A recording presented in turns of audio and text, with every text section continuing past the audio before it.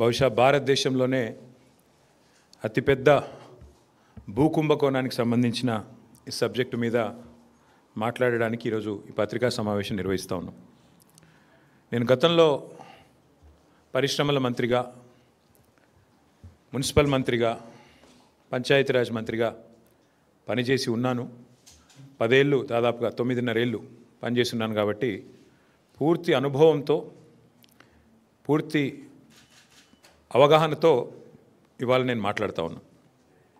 ఏం జరుగుతుంది అంటే, జనరల్గా మీకు ఒకసారి పారిశ్రామికీకరణ, భూ కేటాయింపు, వీటి అంశాల్లో, ఇట్లాంటి అంశాల్లో మీరు మీతో పాటు ప్రజలకి అవగాహన ఉండాలి కాబట్టి, కల్పించాలి కాబట్టి ముందుగా 2 విషయాలు చెప్తాను. ప్రభుత్వము అందరికీ ప్రభుత్వ రంగంలో ఉపాధి అవకాశాలు కల్పించలేదు కాబట్టి, ఉద్యోగాలు ఇవ్వలేదు కాబట్టి మన పిల్లలందరికీ. ఎందుకంటే ఎవ్రీ ఇయర్ ఇంజనీర్లు అవుతారు, ఎవ్రీ ఇయర్ కొత్త గ్రాడ్యుయేట్లు వస్తారు, ఎవ్రీ ఇయర్ పిల్లలు పాస్ అవుతూనే ఉంటారు. కాబట్టి సహజంగా ప్రైవేటీకరణకు, ప్రైవేట్ రంగంలో పెట్టుబడులకు అన్ని ప్రభుత్వాలు కూడా పెద్దపీట వేస్తాయి, ఆహ్వానిస్తాయి. ఆహ్వానించినప్పుడు ఏం చేస్తాము? ఒక ప్రైవేట్ పరిశ్రమ వచ్చినప్పుడు వారికి రాయితీ మీద భూ కేటాయింపులు చేస్తాం. మార్కెట్లో ఉదాహరణకి ఇప్పుడు మనకు ఎగ్జాంపుల్ చెప్తున్నాను. హైదరాబాద్ నుంచి ఒక 20-25 కిలోమీటర్ల దూరంలో అక్కడ మార్కెట్ విలువ భూమిది ఎకరానికి 20 కోట్లు ఉన్నప్పటికీ మనం ఏం చేస్తామంటే కేవలం 2 కోట్లకో, 1.5 కోట్లకో, రిజిస్ట్రేషన్ వాల్యూ ఎంత ఉంటే అంతకో, ఆ పద్ధతుల్లో మార్కెట్ వాల్యూ ఎంత ఉన్నప్పటికీ చాలా రాయితీలు ఇచ్చి మనం జనరల్గా భూ కేటాయింపులు చేస్తాం. అసలు ప్రభుత్వాలు ఎందుకు భూమి కేటాయింపులు చేస్తాయి?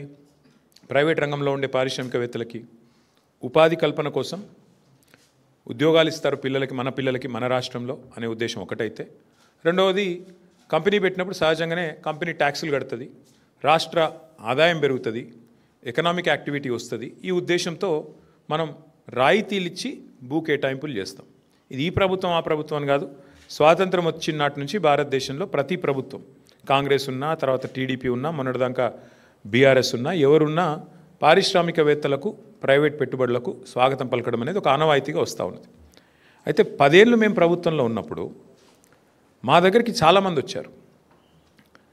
అందులో కొంతమంది బ్రోకర్లు ఉన్నారు, కొంతమంది పారిశ్రామికవేత్తలు ఉంటారు. వాళ్ళు వచ్చి ఏం చెప్తారంటే, సార్ హైదరాబాద్లో మాకు విలువైన భూములు ఉన్నాయి, నాకు నాచారంలో ఒక 10 ఎకరాల భూమి ఉంది, గతంలో ప్రభుత్వమే కేటాయించింది, నేను అక్కడ పరిశ్రమ కూడా ఒక 10 ఏళ్ళు నడిపినా, కానీ ఇప్పుడు పరిశ్రమ మూతబడిపోయింది.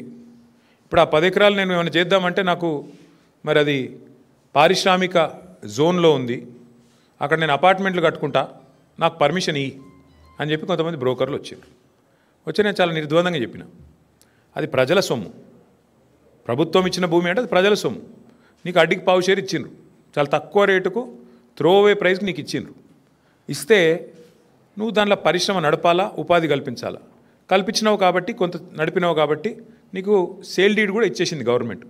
కానీ ఇవాళ నువ్వు అపార్ట్మెంట్లు కట్టుకొని మొత్తం డబ్బులు నువ్వే మింగుతా అంటే అది చాలా తప్పు.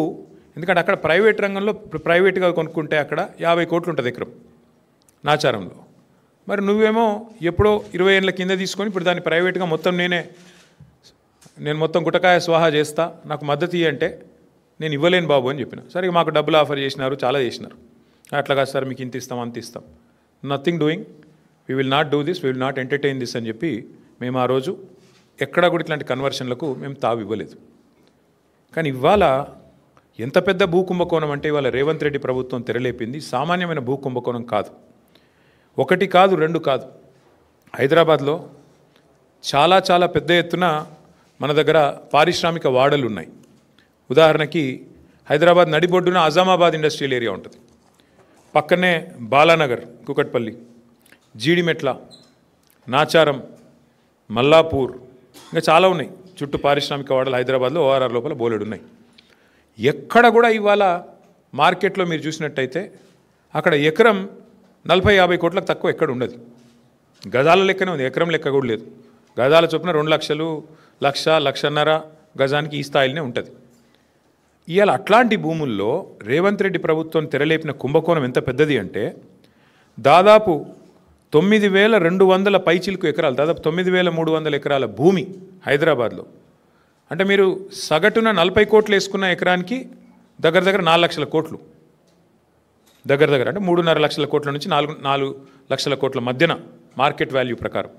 లేదు 50 కోట్లు వేసుకున్నారనుకో సగటున, దగ్గర దగ్గర 5 లక్షల కోట్ల విలువ చేసే ఆస్తిని అందులో మరి ఇవాళ ఆయన అనుయాయులకు, ఆయన వందిమాగదులకు, ఆయన బామ్మర్దులకు, ఆయన తమ్ముళ్లకు, ఆయన చుట్టూ ఉండే బ్రోకర్లకు ఇవాళ ఒప్పందాలు కుదిరించి ఒక అతిపెద్ద భూకుంభకోణానికి రేవంత్ రెడ్డి ప్రభుత్వం మొన్న జరిగిన కేబినెట్ సమావేశంలో తెరలేపింది. ఇది నేనేదో ఊరికే ఆషామాషిగా ఆరోపణలు చేయట్లేదు. ఎక్కడెక్కడ విలువైన భూములు ఉన్నాయో ఇవాళ హైదరాబాద్ చుట్టూ అక్కడ రేవంత్ రెడ్డి ముఠా వాలిపోయింది. మొన్న కొండా సురేఖ గారి ఉదంతమే దానికి ఒక క్లాసిక్ ఎగ్జాంపుల్. కొండా సురేఖ గారి కుమార్తె ఆ రోజు కొన్ని ఆరోపణలు చేసింది నిర్దిష్టంగా. మిగతా ఆరోపణలు పక్కన పెడితే ఒక స్పష్టమైన ఆరోపణ ఆ రోజు చేసింది అమ్మాయి.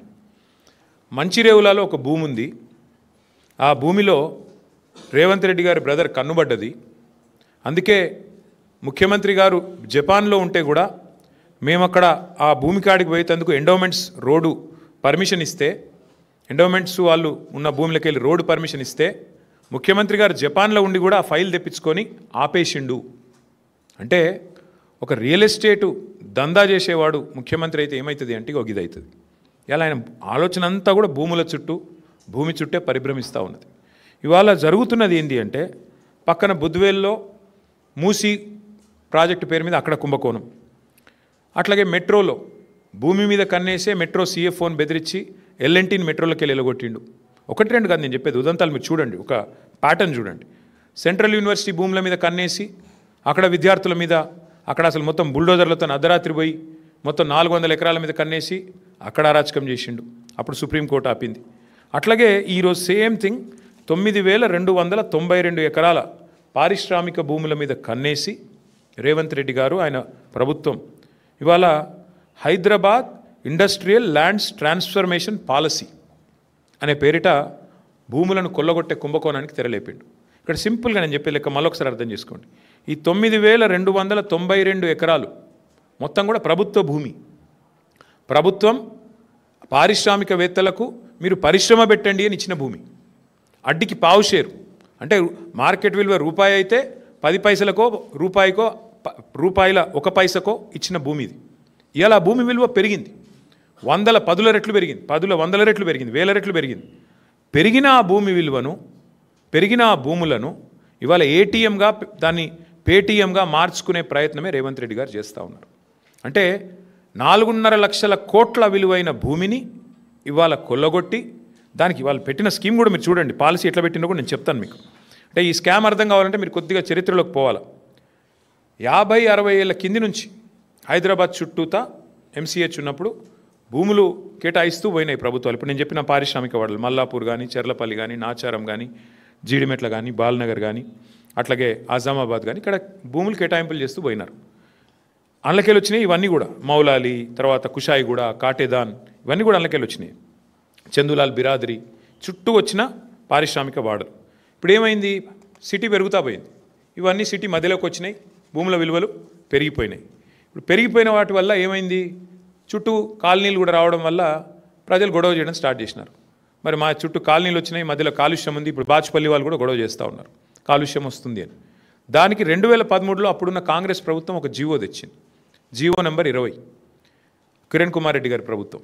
ఏమై జీవో నెంబర్ 20 ఉద్దేశము ఏమని అంటే, మీరు ORR లోపల ఉండే కాలుష్యకారక పరిశ్రమలు, పొల్యూటింగ్ ఇండస్ట్రీస్ని బయటికి తరలించాలి అనేది ఆ జీవో సారాంశం.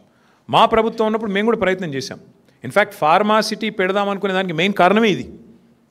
ఫార్మా ఇండస్ట్రీ ఏదైతే జీడిమెట్లలో, అట్లాగే మల్లాపూర్లో, నాచారంలో, ఇతర ప్రాంతాల్లో ఉన్నదో వీళ్ళందరినీ కూడా అవసరమైతే ORR బయటికి ఒకటే ప్రాంతానికి తరలించి ఒకటే చోట 19,000 ఎకరాల్లో మేము ఫార్మాసిటీ పెట్టాలనుకునే దానికి మెయిన్ ఉద్దేశమే ఇది. ఎందుకంటే ఈ ప్రాంతం అంతా కూడా కాలుష్య బారిన పడకుండా, ఇంకోటి ఇబ్బంది పడకుండా. సరే, ఇవాళ దానికి ఫ్యూచర్ సిటీ అనే పేరు పెట్టి అక్కడ కూడా రియల్ ఎస్టేట్ బ్రోకర్ పనిచేస్తూ ఉన్నారు ముఖ్యమంత్రి గారు. ఇప్పుడు మేమేమంటున్నామంటే, ఇందులో చాలా భూములు, ఇప్పుడు ఆజామాబాద్ ఇండస్ట్రియల్ ఏరియా ఉంది ఉదాహరణకు మీకు చెప్తా ఉన్నా. మేము కూడా గతంలో ప్రయత్నం చేసినాం, మేము చేయలేదని కాదు, మేమేం ప్రయత్నం చేసినాము. ఇప్పుడు ఉదాహరణకి ఆజామాబాద్లో ఆనాడు 40 ఏళ్ళ కిందట, 50 ఏళ్ళ కిందట వద్దిరాజు రవిచంద్ర గారికి గవర్నమెంట్ ఒక 5 ఎకరాలు స్థలం ఇచ్చింది అనుకోండి. ఆయనకి ఎంతకో అంతకి ఇచ్చింటాం అప్పట్లో ఉన్న గవర్నమెంట్. ఇచ్చిన తర్వాత వద్దిరాజు గారు కొంతకాలం నడిపిండు ఇండస్ట్రీ. ఓ 10 ఏళ్ళకో 15 ఏళ్ళకో నడిపి తర్వాత ఫర్ వాట్ ఎవర్ రీజన్ ఆయన బంద్ పెట్టుకున్నాడు. తర్వాత భూమి ఆయన చేతుల్లో ఉంది, అవసరమైతే ఆడు ఇంకేదో చేస్తున్నాడు. మేమేం పెట్టినామంటే గతంలో మేము కూడా దీన్ని ఇట్లాంటి ల్యాండ్స్ని ఏం చేయాలి అని ఆలోచించి ఇంకో ఇది ఆనాడు 2022 సెప్టెంబర్లో ఆనాడు మేము తెచ్చిన చట్టం, ఆజామాబాద్ ఇండస్ట్రియల్ ల్యాండ్స్ని రెగ్యులరైజ్ చేస్తూ తెచ్చిన చట్టం. అందులో ఏం పెట్టాం మేము, ఒకవేళ వద్దిరాజు రవిచంద్ర గారికి మనం ఇచ్చిన భూమి కనుక ఆయన చేతుల్లోనే ఉంటే ఆ రోజు డబ్బులు కట్టి ఉన్నప్పటికీ